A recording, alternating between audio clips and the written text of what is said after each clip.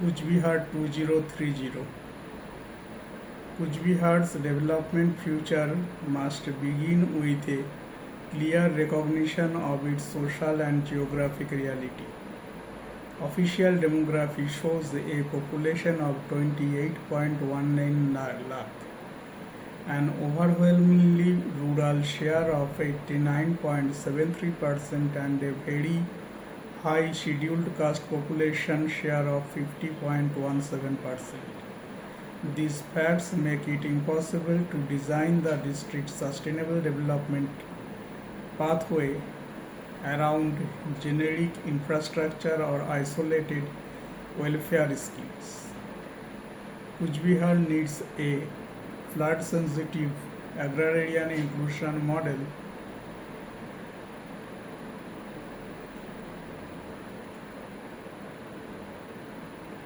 where drainage, embankments, paddy, jute, dairy, fishery, women's enterprise, and social inclusion are planned as one integrated mission.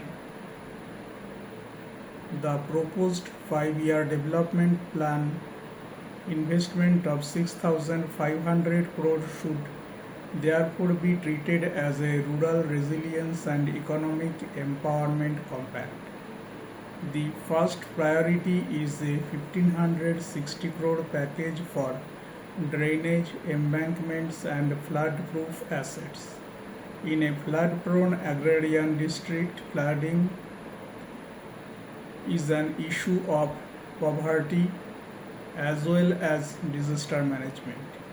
Flood disruption damages crops, weakens rural roads, delays health and school access, and increases household debt, leading to reduced confidence of small farmers to invest in better production.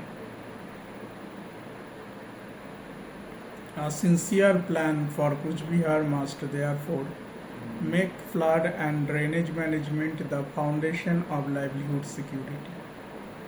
The second investment of 1170 crore should go into paddy, jute, dairy, and fish value chain systems. Together, they form the backbone of a diversified rural economy. Paddy provides food security, jute offers fiber and cash income, dairy provides daily liquidity, and fisheries can strengthen nutrition and household income. The district needs aggregation centers, chilling facilities, fishery support, feed and veterinary services, jute linked processing, farmer producer organizations, and women-led collectives. The goal should be to help farmers and allied producers earn more from what they already know while reducing the risk of dependence on a single crop or season. The third component, another 1170 crore, should support water, health, and schooling. This is where rural development becomes human development. Reliable water reduces disease burden, better health system reduce catastrophic costs and lost work days. Stronger schooling improves the future earning power of children from poor and scheduled caste households. A district with such a large rural and SC population cannot treat water, health, and education as secondary social services. They are foundation of intergenerational poverty reduction. The fourth investment of 1170 crore should strengthen rural roads and market yards. Farm incomes rise when only produce can move reliably, quickly, and at reasonable cost. Rural road and market yards are therefore income infrastructure. Better road market connectivity will improve access to input suppliers, schools, markets, health access, and other trading and processing units. It will also reduce the hidden cost that remote rural households pay for transport, time, and uncertainty. The fifth and largest socio-economic intervention after flood protection should be a 1430 crore rupees women-led enterprise and inclusion platform. This is essential because inclusion cannot be achieved only through infrastructure. Women's self-help groups, SC farmers, smallholders and producer collectives must become owners, managers and monitors of development assets. Women-led enterprises can work in dairy, fisheries, seedling production, jute products, local retail and rural tourism. If at least 40% of supported enterprise groups are led by women, the plan will directly advance the cause of inclusion while also improving household welfare. The financing structure should be practical and pro-poor. Around 70% of the 6,500 crore should come from the central and state schemes because flood protection, water, health, schooling and rural roads are public goods. Multilateral Development Bank support should provide 10%, especially for flood resilience, drainage and climate sensitive infrastructure. Public-private partnerships should contribute 6%, mainly in value chain facilities, market yards, and logistics where service contracts are measurable. CSR should contribute 4% while emphasis on health, education, skills and burden and women's enterprise pilots.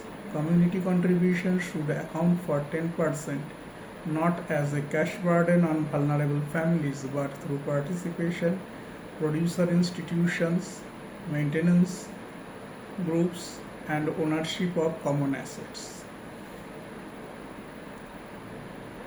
The human condition impact must be made explicit and measurable. With a population of 28.19 lakh, Kuchbihar should target direct livelihood improvement for at least 5 lakh people by 2031 through paddy, jute, dairy, fishery and women-led enterprises, along with producer collectives. At least 1.2 lakh rural households prioritizing scheduled caste and farmers, smallholders and women-headed or vulnerable households should be supported to increase annual farm and allied income by about 30% in line with the district target under SDG 2.3.2. Food security should improve through flood protection, paddy stabilization, fishery, dairy and nutrition sensitive women's enterprises with at least 1.5 lakh households targeted for more stable food availability, dietary diversity and income-backed purchasing power. Health conditions should improve through reliable water, flood-proof access and local health service strengthening with a target of universal reliable water and at least 25% reduction in flood-related disruption to access routes serving health facilities.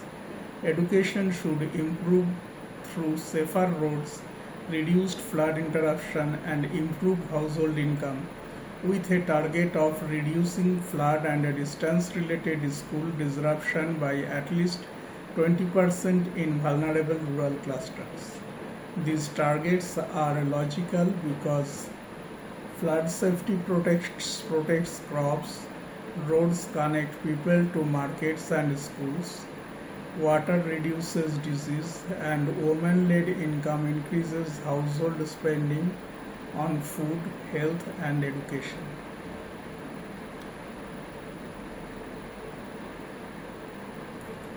The delivery schedule should be phased carefully.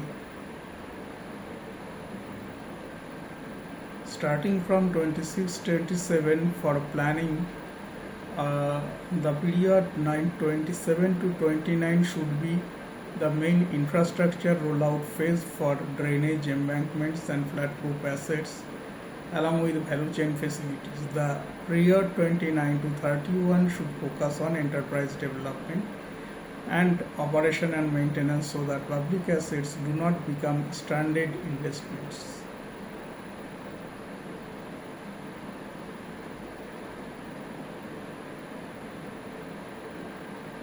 Thank you.